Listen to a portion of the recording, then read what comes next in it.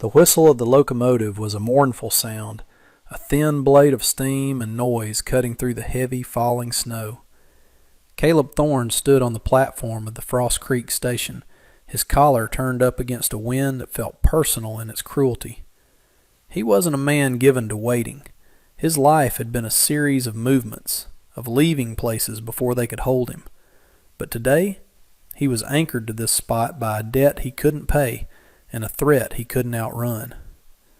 Jedediah Croft, who owned the bank, the saloon, and nearly every soul in Frost Creek, had made the terms brutally clear. "You owe me, Thorne," Croft had said, his voice smooth as polished stone in the quiet of his office 2 weeks prior. "That misunderstanding in Wyoming with the cattle baron's son. A word from me to the right U.S. Marshal, and you'll swing before the spring thaw. Or you can settle your account with me in a different way." The settlement was a marriage, a cruel public joke designed to break the last of Caleb's pride. Croft had arranged for a bride to be sent from San Francisco, sight unseen. "A mail-order bride, to make you a respectable, settled man," Croft had sneered, the lie thick in the air. Caleb knew the truth. This wasn't about respectability. It was about humiliation. Croft wanted to tether the gunslinger, the man who lived by his own code, to something he couldn't fight or flee. He wanted to make him a laughingstock. The train hissed to a stop, its iron wheels grinding against the frozen tracks. A few freight cars were unloaded by shivering workers, their breath pluming in the frigid air. Then the door of the single-passenger car opened. A small figure appeared, hesitating in the doorway. She descended the steps carefully, clutching a worn, dark suitcase. The wind caught the edges of her dress, a tattered thing of dark green wool, and whipped it around her thin frame. She was young, barely a woman, and her face was a pale oval against the storm. She looked around, lost and utterly alone, before making her way to a wooden bench under the station's meager overhang. She sat, pulling her suitcase close to her feet, and huddled into herself, a small knot of misery against the vast white emptiness of Montana in winter. The few townspeople who had braved the weather to watch the spectacle began to murmur. Caleb heard a low chuckle from behind him. It was 2 of Croft's men, their smirks visible even from a distance. The joke had arrived. This was the punchline. A frightened Chinese girl, sent across the country to be the wife of the man they all feared, a woman so foreign and out of place that her very presence was an insult. Caleb watched her. She had her head bowed, and he could see her shoulders trembling. She was crying. Not loudly, but with the silent, desperate shudders of someone who had run out of hope. The laughter of Croft's men grated on him, a file against raw nerve. He had expected to feel anger, resentment, the cold fury that was his constant companion. He felt it, but it wasn't directed at the girl on the bench. It was for Croft, for the casual cruelty of a man who used people like chess pieces, and in that moment, watching her weep in the biting cold, he felt something else, something he hadn't felt in a long time, a dull, aching sense of responsibility. She was a part of Croft's trap, but she wasn't the trap itself. She was just another victim. He pushed off from the post he'd been leaning against, the crunch of his boots on the snow-covered planks silencing the nearby whispers. He walked towards the bench, his long coat shielding him from the worst of the wind. Croft's men tensed, but Caleb ignored them. He stopped in front of the girl. She didn't look up. "Are you May?" he asked. His voice was rough from disuse and the cold. The girl flinched, her head snapping up. Her eyes were wide with fear, red-rimmed from crying. She was younger than he'd thought, 18 maybe. Her face was smudged with soot from the train, her black hair pulled back in a simple, severe knot. The town gossips would call her plain, foreign, ugly. Caleb saw a child trying to be brave in a world that had offered her no kindness. She gave a small, jerky nod. He took a breath, the frozen air burning his lungs. This was it, the moment he either accepted the yoke or fought it and likely died. But looking at her, he knew he couldn't turn his back. That would be Croft's victory. Leaving her here to the mercy of this town would be a cruelty he couldn't stomach.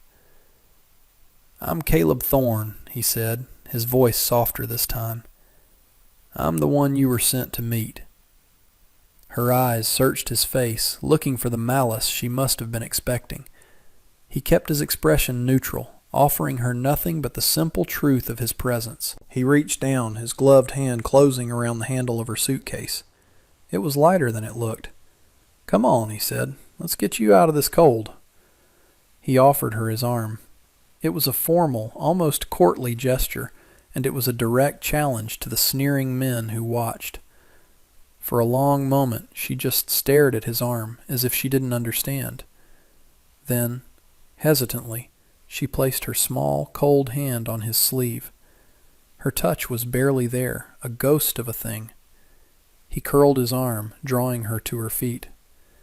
As he led her away from the station and towards the wagon he'd borrowed, he felt the weight of every stare on his back. The joke had been delivered. But Caleb Thorne was not laughing. He had a wife, and Jedediah Croft had a problem. The game was just beginning. The ceremony, if it could be called that, took place in the corner of Croft's saloon. The place reeked of stale beer and wet wool.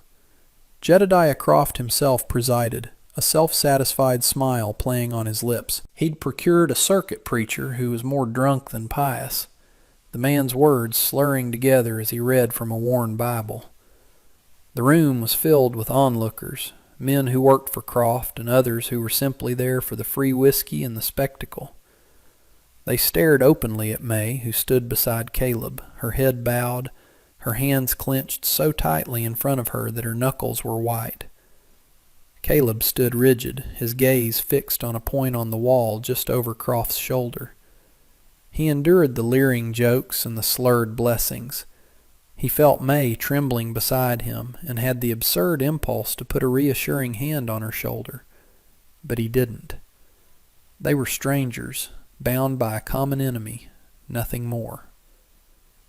When the preacher finally mumbled the words that made them man and wife, a smattering of sarcastic applause broke out. "A toast," Croft announced, raising his glass, "to Mr. and Mrs. Thorne.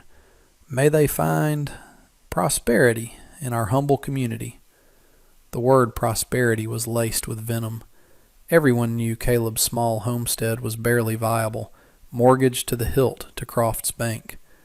Caleb didn't acknowledge the toast. He turned to May. "It's done," he said, his voice low. "We're leaving." He led her through the jeering crowd and out into the street.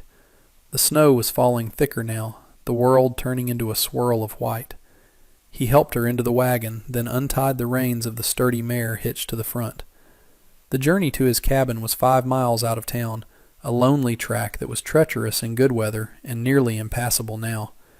They rode in silence, the only sounds the creak of the wagon wheels and the soft thud of the horses' hooves in the deepening snow. May sat huddled on the bench beside him, a small, still figure wrapped in a threadbare shawl she'd pulled from her suitcase. Caleb kept his eyes on the path ahead, his jaw tight. He had played his part. He had married the girl.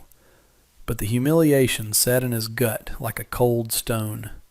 He had never been a man to be pushed, and Croft had pushed him to the very edge. 2 miles from his cabin, the world disappeared into a whiteout. The wind howled, driving the snow horizontally, stinging their faces and blinding the horse. Caleb slowed the mare to a walk, leaning forward, trying to make out the faint outline of the trail. It was then that he heard the sharp crack, followed by a lurch that nearly threw them both from the wagon. The vehicle canted violently to the left. The mare whinnied in panic, pulling against the reins. "Whoa, girl, easy," Caleb soothed, pulling back hard. He jumped down into the knee-deep snow. Just as he'd feared. The left front wheel had hit a buried rock, and 2 of the wooden spokes had snapped clean through. They were stranded. The cabin was still miles away, and the blizzard was settling in for a long, brutal siege. A man on foot might make it. A woman in a thin dress and worn shoes would not. Panic, cold and sharp, tried to claw its way up his throat. He fought it down. Panicking was a luxury he couldn't afford. He went to the mare's head, stroking her neck, calming her with low words. Then he turned to inspect the damage. The wheel was useless. Without tools, he couldn't fix it here. They were in real trouble. He looked up at May. She was watching him, her face pale but her expression surprisingly calm. He had expected tears, hysteria. Instead, her dark eyes were assessing the situation, moving from the broken wheel to the spooked horse to the swirling snow around them. "We have to unhitch the horse," he said, his voice loud to be heard over the wind. "We'll have to ride her the rest of the way. It'll be slow, but we can't stay here." She nodded, understanding. As he began to work on the complex leather harnesses, his fingers clumsy and numb with cold, she slid down from the wagon. She didn't stand by helplessly. She moved to the back of the wagon and began rummaging through its contents. Caleb had a few supplies: a sack of flour, some salted pork, and a coil of thick rope. He watched as she pulled the rope free. He thought she was bringing it to him, but instead she walked deliberately into the edge of the woods that lined the trail. She scanned the trees, then bent and picked up a thick, fallen branch about as long as her arm. She dragged it back to the wagon. Caleb stopped what he was doing, confused. "What are you doing?" he shouted over the wind. She didn't answer with words. She laid the branch against the broken spokes.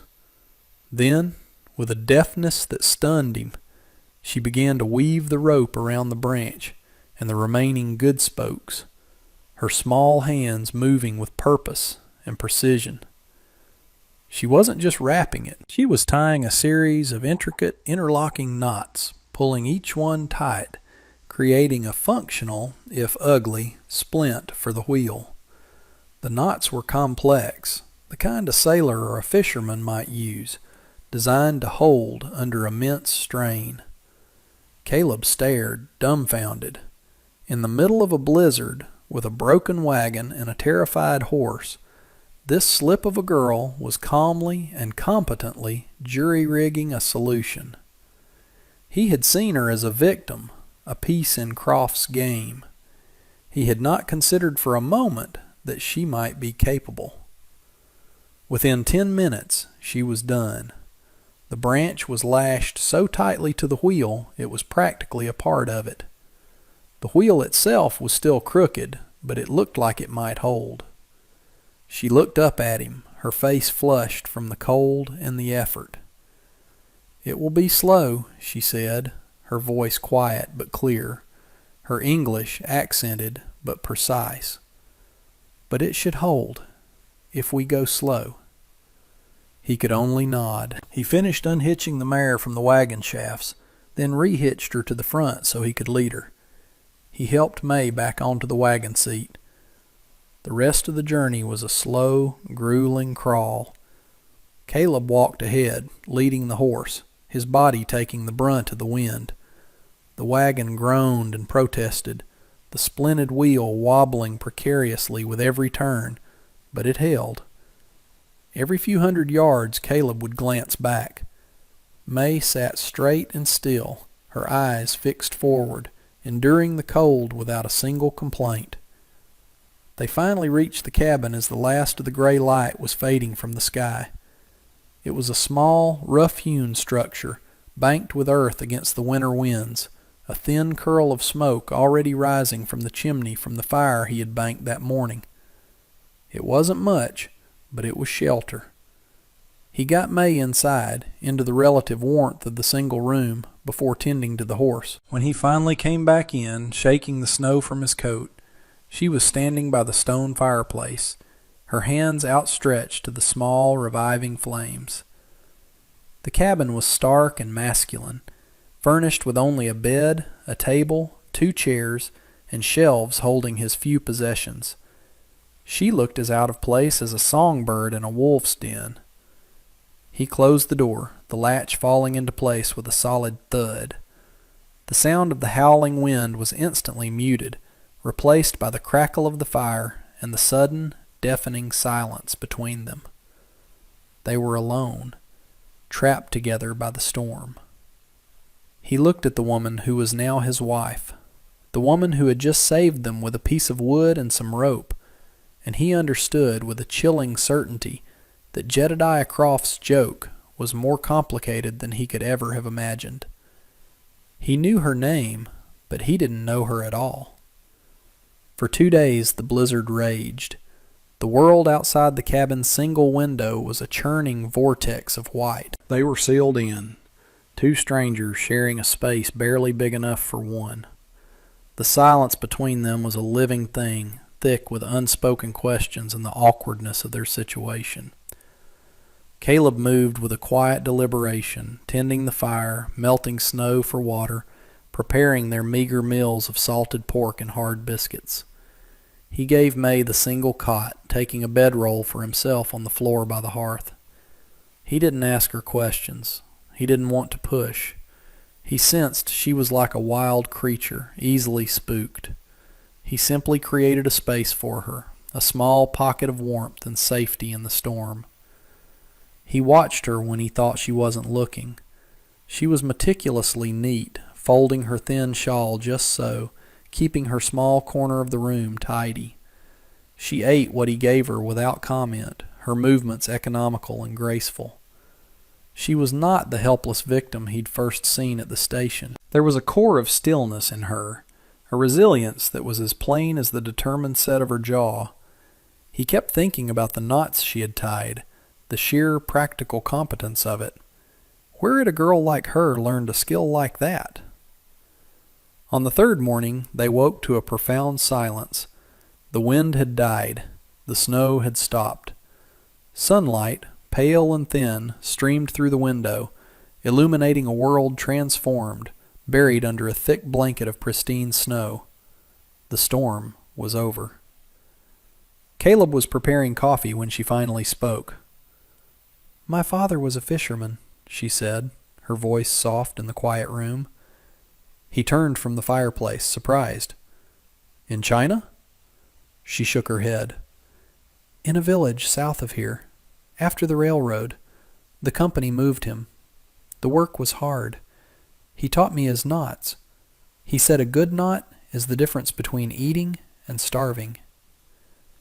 It was an offering, a small piece of her past, and Caleb knew he had to treat it with care. He poured 2 cups of coffee, handing one to her.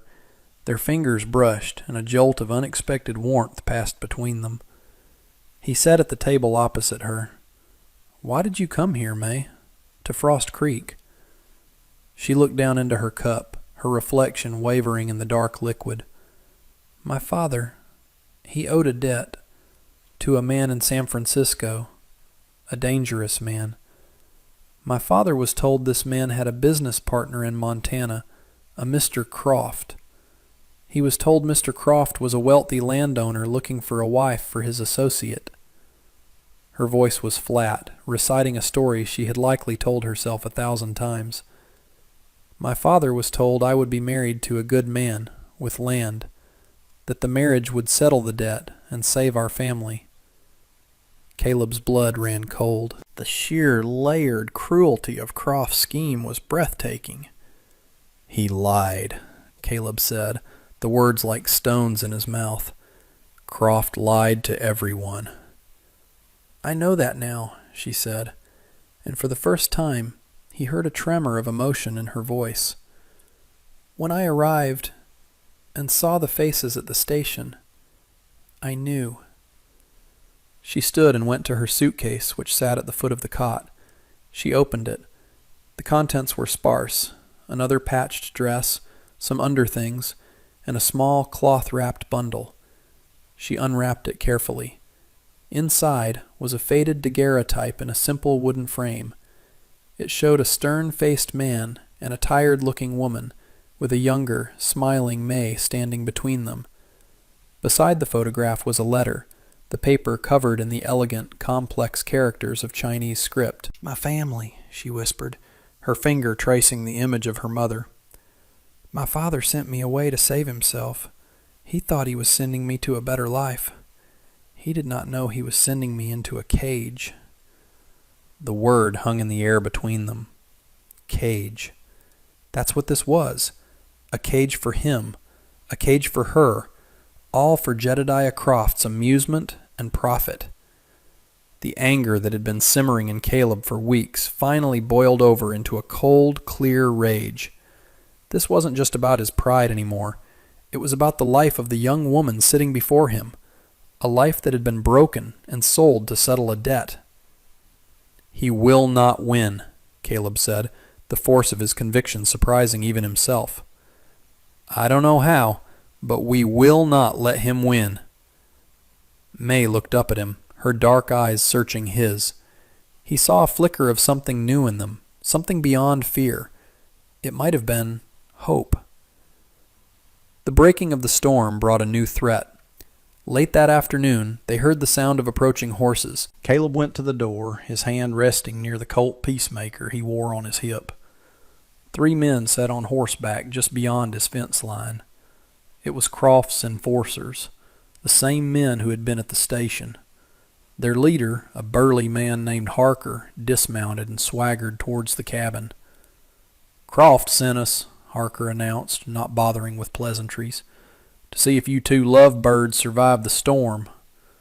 His eyes slid past Caleb to May, who stood near the fireplace, and his lips curled into a greasy smile. "And to deliver a message. The boss is calling in your marker, Thorne. The full amount on this land. You've got 1 week to pay. $500.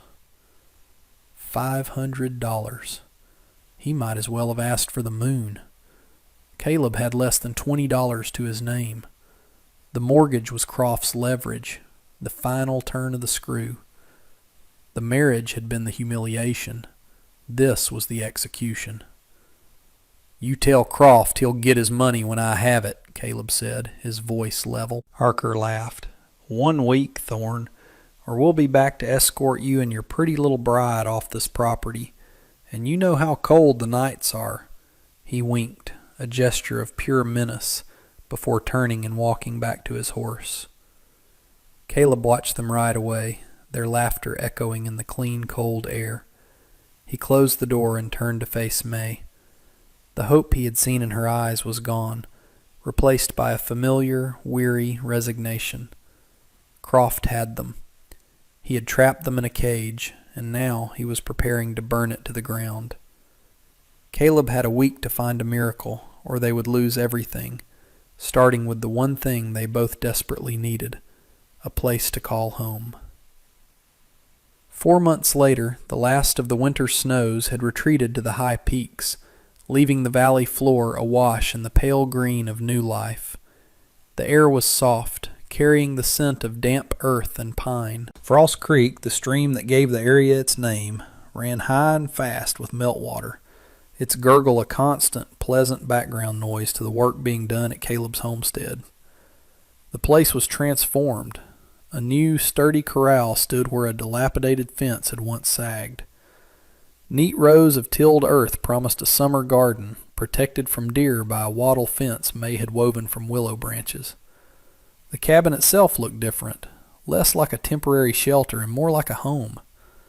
There were curtains in the window, sewn from a bolt of calico May had bought with egg money, and a climbing vine was beginning to snake its way up a trellis Caleb had built against the south-facing wall. Jedediah Croft did not get his $500. He did not get the land. The miracle had not been money. It had been water. A few days after Harker's visit, as despair began to set in, May had been walking along the creek bank. She had noticed something Caleb had seen 100 times but never truly registered. In one particular bend, where the creek flowed over a series of flat, dark stones, the water never seemed to freeze as solid as it did elsewhere. Even on the coldest days, a thin channel of moving water remained. She had brought Caleb to see it. "The water is warmer here," she'd said, her observation simple and direct. Together, they had cleared the snow and broken the thin ice at the edges. A faint plume of vapor rose from the surface. It was a warm spring, bubbling up from deep within the earth and mixing with the creek water. In a land where winter meant frozen troughs and desperate cattle, a source of running water that never completely froze over was more valuable than gold. Caleb had spent 2 days in the territorial capital of Helena, poring over maps and land laws at the registrar's office. His homestead claim included the land, but water rights were a separate matter. With his last few dollars, he filed a new claim, a specific and ironclad right to the spring-fed portion of Frost Creek for the purpose of watering livestock. The clerk, a man who understood the value of such a thing, stamped the papers with a decisive thud. When Croft's week was up, Caleb met Harker not with money, but with a copy of the deed and the new water rights claim. Croft's plan had been to seize the land and sell it to a cattle consortium expanding into the valley. But without guaranteed winter water access, the land's value plummeted. The consortium wasn't interested in a property whose most valuable asset was controlled by the man being evicted. Croft was left holding a mortgage on a piece of land he couldn't profit from. His leverage was gone. Checkmated by a quiet observation and a piece of paper. The shift in the town had been gradual but undeniable. The story of the water rights spread, as stories do in small places. The cruel joke of Caleb's marriage was replaced by a grudging respect. People saw him and May at the general store not as a broken gunslinger and his foreign bride, but as a couple who worked together, who spoke little but moved with a shared purpose. They were no longer outcasts. They were survivors. They were builders. One bright spring afternoon, Caleb stood by the new corral, watching May feed a handful of grain to the mare. The horse, which had once been a symbol of their desperate flight, now nudged May's hand gently. May laughed, a soft, clear sound that Caleb was just beginning to get used to. He had never considered what her laugh might sound like. He walked over to her, stopping at her side. They stood in comfortable silence for a moment, watching the horse. "The garden looks good," he said. "The soil is rich here," she replied. "Things want to grow." He thought about that. Things want to grow. He had come to this land to hide, to let the years wear him down until he was forgotten. He had never considered building anything, but May did. She saw the potential in the soil, the promise in the water. She saw a home where he had only seen a refuge. He reached out and took her hand. Her fingers were calloused from her work in the garden, strong and warm. She didn't pull away. She laced her fingers through his, her hand fitting into his as if it were made to be there. He looked at her face, truly seeing it in the clear spring light. The town had called her ugly. He saw the intelligence in her dark eyes, the quiet strength in the set of her mouth, the fine lines of determination etched by hardship. He saw the woman who had tied knots in a blizzard, who had found life in a frozen creek, who had stood by his side and turned a cage into a home. He saw the most beautiful woman he had ever known. Jedediah Croft's cruel joke had been to force him to marry a stranger. He had meant to give Caleb a burden, a mark of shame. But in that stranger, Caleb had found his perfect match. He had found the one person who didn't see him as a gunslinger to be feared or a project to be fixed, but simply as a man. And in her, he had found the one thing he thought he'd lost forever, a reason to build a life, not just endure one. And that brings us to the end of this one. If you stayed with me all the way through, thank you. Stories like this one only get told because folks like you sit down and listen. If you liked what you heard, go ahead and hit that like button. And if you want more stories from the old frontier, subscribe so you don't miss the next one. Until then, take care of yourself. And thanks again for being here.